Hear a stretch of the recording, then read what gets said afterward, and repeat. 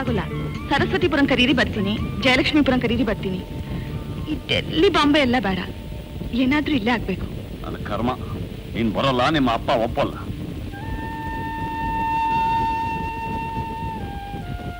ನನ್ನೇನ್ ಮಾಡುತ್ತೀರಾ? ನಾವಿಬ್ರು ಒಟ್ಟಿಗೆ ಬಾಳ್ತೀವಿ ಅನ್ನೋದು ನನಗೆ ಸಂದೇಹ. ನೋಡು, ಆ ಮಾತು ಹೇಳ್ಬೇಡ. ನನ್ನ ಜೀವ ಒತ್ತೆ ಇಟ್ಟಾದ್ರೂ ಸರಿ, ನಿನ್ನ ಮದುವೆ ಆಗ್ತೀನಿ. ಅಳ್ಬೇಡ. ಲಾಡು ಕೊಡು.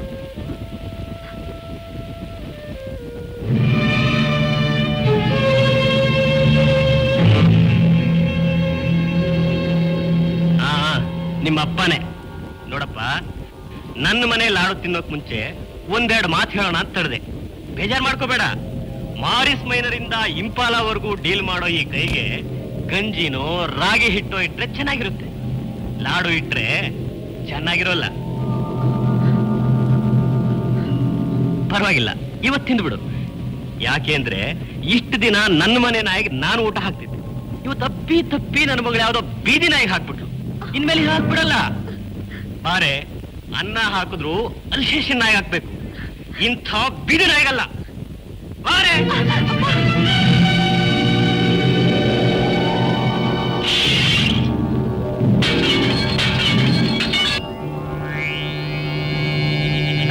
ಅಲ್ಲ ಬ್ರದರ್, ಸುಮ್ನೆ ಇವುಗಳ ಮೇಲೆಲ್ಲ ಕೋಪ ತೋರಿಸಿದ್ರೆ ಅವಳು ನಿನಗೆ ಸಿಗಲ್ಲ. ನಾನು ಹೇಳ್ದ ಕೇಳಿದ್ರೆ ಅವಳನ್ನೇನು ಅವಳ ಅಪ್ಪನ್ನು ಸೇರ್ಸ್ ಪರ್ಚೇಸ್ ಮಾಡ್ಬೋದು. ಬಾ ನನ್ನ ಜೊತೆ, ಕಮಾನ್.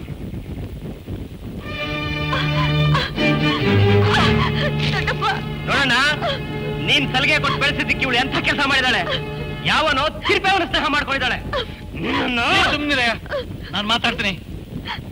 ಏನಮ್ಮ, ನೀನ್ ಹೀಗೆ ಮಾಡಿದ್ರೆ ನಮ್ಮ ವಂಶದ ಗೌರವ ಏನಾಗ್ಬೇಕು? ಅದನ್ನ ಹೇಳು ಮೊದ್ಲು. ನಡೀರುಂಗೆ ಇನ್ಮೇಲೆ ಓದು ಬೇಡ, ಏನು ಬೇಡ. ಎಂಥ ಮಾತು ಹೇಳ್ತಿದ್ಯಾ? ನಾನು ಗೌರಿಯನ್ನು ಮದುವೆ ಆಗ್ಬೇಕು ಅಂತಿದ್ರೆ ಗಾಯತ್ರಿನ ಮದುವೆ ಆಗುವಂತಿದ್ಯಾ? ಗಾಯತ್ರಿ ಅಪ್ಪ ಸಿಂಗಪೂರ್ ಶ್ರೀಮಂತ, 18 ಫ್ಯಾಕ್ಟರಿ ಓನರ್. ದೊಡ್ಡ ದೊಡ್ಡ ಫ್ಯಾಕ್ಟರಿಗಳನ್ನ ಕಟ್ಟಬೇಕು ಅನ್ನೋ ಉದ್ದೇಶದಿಂದ ಗುಡಿಸ್ಲಲ್ಲಿ ಸಣ್ಣ ಸಣ್ಣ ಮನೆಗಳಲ್ಲಿ ವಾಸ ಮಾಡ್ತಿದ್ದ ಜನಗಳನ್ನ ಗೂಂಡಾಗಿರಿ ಮಾಡಿಸಿ ಖಾಲಿ ಮಾಡಿಸ್ತ. ಮನೆ ಇಲ್ದೆ, ಮಠ ಇಲ್ದೆ, ನೆಲೆ ಇಲ್ದೆ ಅಲ್ದಾಡ್ತಿದ್ದ ಸಂಸಾರಗಳಲ್ಲಿ ನಂದು ಒಂದು. ಇವತ್ತು ನಾನು ಅವನ ಮನೆ ಡ್ರೈವರ್. ನಾನು ಹಾಕಿದ ಪ್ಲಾನ್ನ ನೀನು ಒಪ್ಕೊಂಡು ಸಕ್ಸಸ್ ಮಾಡೋದಾದ್ರೆ 15 ವರ್ಷಗಳಿಂದ ಸ್ಟೇರಿಂಗ್ ಹಿಡಿದು ಮರಗಟ್ಟು ಹೋಗಿರೋ ಈ ಕೈನ ಇನ್ನು ಮೇಲಾದ್ರೂ ಹಣ ಎಣಿಸಿ ಸ್ಮೂತ್ ಮಾಡ್ಕೋತೀನಿ. ಬೆಂಗಳೂರಿನಲ್ಲಿರೋ ರವಿನೇ ನೀನು ಅಂದ್ಕೊಂಡು ನಾಟಕ ಆಡೋದಾದ್ರೆ, ಆ ಗಾಯತ್ರಿ ಜೊತೆ ಸರಸ ಆಡಿ ಮದುವೆ ಆದ್ರೆ 18 ಫ್ಯಾಕ್ಟರಿ ಓನರ್ ಅಳಿ ಆಗ್ತೀಯ. ಕೋಟ್ಯಾಂತರ ರೂಪಾಯಿ ಆಸ್ತಿಗೆ ಹಕ್ಕದಾರನಾಗ್ತೀಯ. ನೀನು ಬಡವನಾಗಿರೋವರೆಗೂ ಆ ಹುಡುಗಿ ಅಪ್ಪ ಚಿನ್ನದ ಅಂಗಡಿ ಸಾಹುಕಾರ. ಅವನು ಮಗಳು ನಿನಗೆ ಕೊಟ್ಟು ಮದುವೆ ಮಾಡೋದು ಕನಸಿನ ಮಾತು. ನೀನ್ ಸಾಹುಕಾರ ಆದ್ರೆ ಗೌರಿ ಅಪ್ಪ ನೀನು ಕಾಲ್ ಕೆಳಗೆ ಬಂದ್ ಬೀಳ್ತಾನೆ.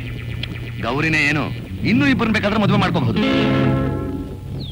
ನೀನು ಒಪ್ಪದೇ ಇದ್ರೆ ನಿನ್ನನ್ನೇ ನೆನೆಸ್ತಾ ಆ ಹುಡುಗಿ ಗೌರಿ ಪ್ರಾಣ ಬಿಡ್ತಾನೆ. ಅವಳನ್ನೇ ನೆನೆಸ್ತಾ ನೀನು ಪ್ರಾಣ ಬಿಡ್ತೀಯ. ಆಸ್ತಿಗೊಬ್ಳು ಗಾಯತ್ರಿ, ಆಸೆಗೊಬ್ಳು ಗೌರಿ. ಯಾಕಾಗ್ಬಾರ್ದು? ನಿಲ್ಸು, ಹುಚ್ಚುಚ್ಚಾಗಿ ಮಾತಾಡ್ಬೇಡ. ನನ್ನ ಹಾಗೆ ಇರು ರವಿ. ಅಕಸ್ಮಾತ್ ಈ ಊರಿಗೆ ಬಂದ್ರೆ ನನ್ ಗತಿ ಏನು, ನಿನ್ ಗತಿ ಏನು? ಬರ್ದೇ ಇರೋ ಹಾಗೆ ನಾನ್ ನೋಡ್ಕೋತೀನಿ. ಅಕಸ್ಮಾತ್ ನಾನು ಅವನಲ್ಲ ಅಂತ ಗೊತ್ತಾದ್ರೆ? ಗೊತ್ತಾಗದೇ ಇರೋ ಹಾಗೆ ನೋಡ್ಕೊಳ್ಳೋ ಜವಾಬ್ದಾರಿ ನಮ್ದು. ಅಕಸ್ಮಾತ್ ಗೊತ್ತಾದ್ರೆ? ಗೊತ್ತಾಗೋಲ್ಲ. ಹೌದು.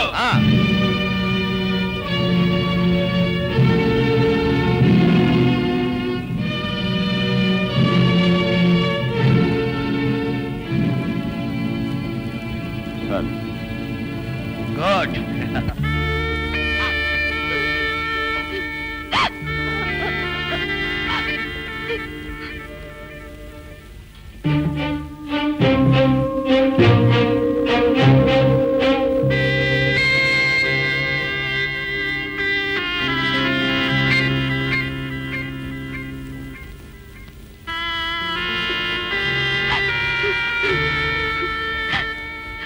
ಗೌರು, ಊಟ ಮಾಡೇಳಮ್ಮ? ನನಗೆ ಬೇಡ ದೊಡ್ಡಪ್ಪ. ಹೀಗಂದ್ರೆ ಹೇಗಮ್ಮ? ನಿನ್ನ ಒಳ್ಳೆ ಕಡೆ ಮದುವೆ ಮಾಡಿಕೊಟ್ಟು ನೀನ್ ಚೆನ್ನಾಗಿರೋದ ನೋಡ್ಬೇಕು ಅನ್ನತ್ತಾನಮ್ಮ ನಮ್ಮ ಆಸೆ. ದೊಡ್ಡಪ್ಪ, ಅವ್ರು ನಾನು ತುಂಬಾ ಪ್ರೀತಿಸ್ತಾ ಇದ್ದೀನಿ. ಅವರಿಲ್ಲದೆ ನಾನು ಬದುಕೋದೇ ಇಲ್ಲ. ಎಲ್ಲ ಕೊಡೋ ಬದಲು ಸ್ವಲ್ಪ ವಿಷಾನಾದ್ರೂ ಕೊಡು, ಕುಡಿದು ಸಾಯ್ತೀನಿ. ಎಂಥ ಮಾತಾಡ್ತೀಯಮ್ಮ? ನನಗೆ ವಿಷ ಕೊಟ್ಟು ಕೊಲ್ಲೋದಕ್ಕ ಇಷ್ಟೊಂದು ಪ್ರೀತಿಯಿಂದ ಬೆಳೆಸತ್ತು. ಸರಿ ಸರಿ, ನಿನಗೆ ಇಷ್ಟಪಟ್ಟವನಿಗೆ ಕೊಟ್ಟು ಮದುವೆ ಮಾಡ್ತೀನಿ. ನಿಮ್ಮಪ್ಪ ಒಪ್ತಿದ್ರೇನು ನಾನು ಮುಂದೆ ನಿಂತು ಮದುವೆ ಮಾಡ್ತೀನಿ. ಏನಣ್ಣ ಇಬ್ರು ಸೇರ್ಕೊಂಡು ಮಸ್ಲತ್ ಮಾಡ್ತಿದ್ದೀರಾ? ನಿನ್ನ ಮಗಳು ಯಾರನ್ನು ಇಷ್ಟಪಟ್ಟಿದ್ದಾಳೋ ಅವನಿಗೆ ಕೊಟ್ಟು ಮದುವೆ ಮಾಡ್ತೀನಿ ಅಂತ ಹೇಳ್ತಿದ್ದೆ. ಇದ್ರಲ್ಲಿ ತಪ್ಪೇನು? ಆ ಭಿಕಾರಿಗೆ ನನ್ನ ಮಗಳು ಕೊಡಲ್ಲ, ನನ್ಗೆ ಇಷ್ಟ ಇಲ್ಲ ಅಂತ ಹೇಳಿದ ನಾನು. ನಿನಗೆ ಇಷ್ಟ ಇಲ್ದಿದ್ರು ಹೋಗೋ. ಅವಳು ಚಿಕ್ಕನಿಂದ ಆಸೆ ಪಟ್ಟದ್ನೆಲ್ಲ ತೆಗೆದುಕೊಟ್ಟು ಪ್ರೀತಿಯಿಂದ ಬೆಳೆಸಿದ್ದೀನಿ. ಇವತ್ತು ಆ ಹುಡುಗನ ಆಸೆ ಪಡ್ತಿದ್ದಾಳೆ. ಅನ್ನ ನೀರು ಬಿಟ್ಟು ಕೊರಗಿ ಸಾಯೋದಕ್ಕಿಂತ ಆ ಹುಡುಗನ ಜೊತೆ ಸಂತೋಷವಾಗಿರ್ಲಿ ಬಿಡು. ಇದಕ್ಕೆಲ್ಲ ನಾನು ಒಪ್ಪಲ್ಲ. ನಿನ್ನ ಒಪ್ಪಿಗೆ ಯಾವನು ಬೇಕು, ಹೋಗೋ. ನೀನು ಊಟ ಮಾಡಮ್ಮ. ನೀನ್ ಇಷ್ಟಪಟ್ಟವನಿಗೆ ಕೊಟ್ಟು ಮದುವೆ ಮಾಡ್ತೀನಿ. ಊಟ ಮಾಡೋ ಗೌರು.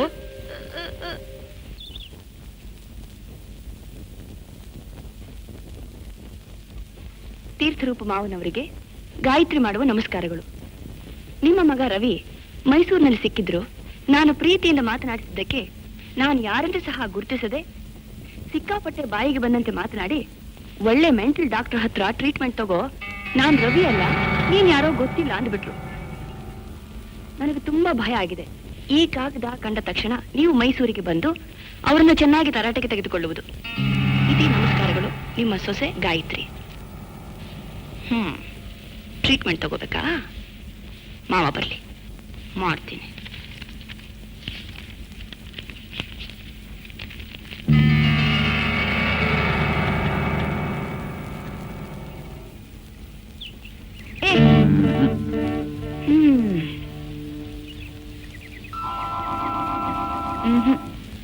ಅದನ್ನು ಹಾಕ್ಬೇಡ.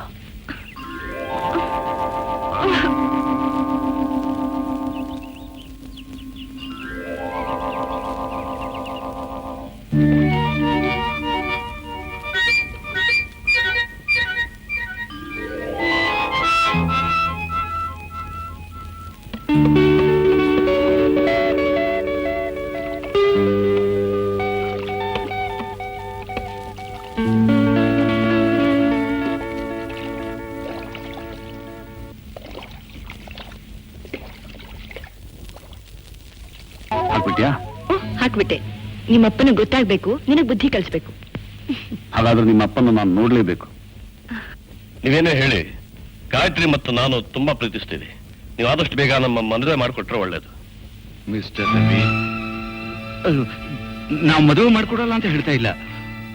ಆದ್ರೆ ಒಂದು ಕಂಡೀಷನ್ನು, ನನ್ನ ಮಗಳನ್ನ ಮದುವೆ ಮಾಡ್ಕೊಂಡು ನೀವು ಇಲ್ಲೇ ಇರ್ತೀನಿ ಅನ್ನೋ ಹಾಗಿದ್ರೆ ಬೇಗ ಮದುವೆ ಮಾಡ್ಕೊಡ್ತೀನಿ. ಇಲ್ಲ ಮಗಳನ್ನ ಮದುವೆ ಮಾಡ್ಕೊಂಡು ಕರ್ಕೊಂಡು ಹೊರಟೋಗ್ತೀನಿ ಅಂತನೋ ಹಾಗಿದ್ರೆ ಸ್ವಲ್ಪ ತಡವ ಮಾಡ್ಕೊಡ್ತೀನಿ. ಯಾಕೆ ಅಂತಂದ್ರೆ ಬಹಳ ವರ್ಷಗಳಿಂದ ನನ್ನಿಂದ ದೂರ ಇದ್ದ ನನ್ನ ಮಗಳು ಈ ಮನೆಗೆ ಬಂದು ಸ್ವಲ್ಪ ದಿನವೇ ಆಯ್ತು. ಅದಕ್ಕೋಸ್ಕರ ನಂಗೆ ಯಾಕೋ ಇಷ್ಟ ಇಲ್ಲ.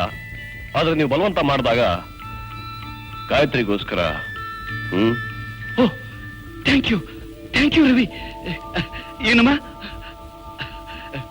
Thank you.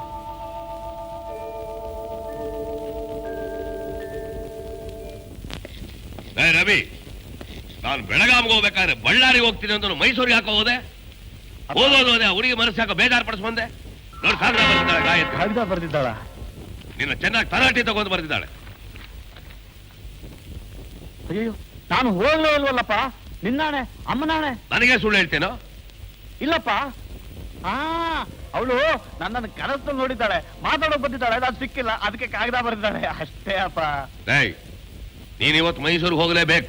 ಆ ಹುಡುಗಿನ ಸಮಾಧಾನ ಮಾಡಿ ಬರ್ಬೇಕು. ಅಯ್ಯೋ ಯಾಕಪ್ಪ? 10 ದಿವಸ ಮುಗಿದು 11 ದಿವಸಕ್ಕೆ ಅವಳೇ ಎಲ್ಲಿ ಬರ್ತಾಳೆ? ಯಾಕೆ ಸಮಾಧಾನ ಮಾಡ್ತೀನಿ? ನೀನು ನನಗದೆಲ್ಲ ಗೊತ್ತಿಲ್ಲ. ಇವತ್ತು ಸಾಯಂಕಾಲ ನೀನು ಮೈಸೂರಿಗೆ ಹೋಗಲೇಬೇಕು.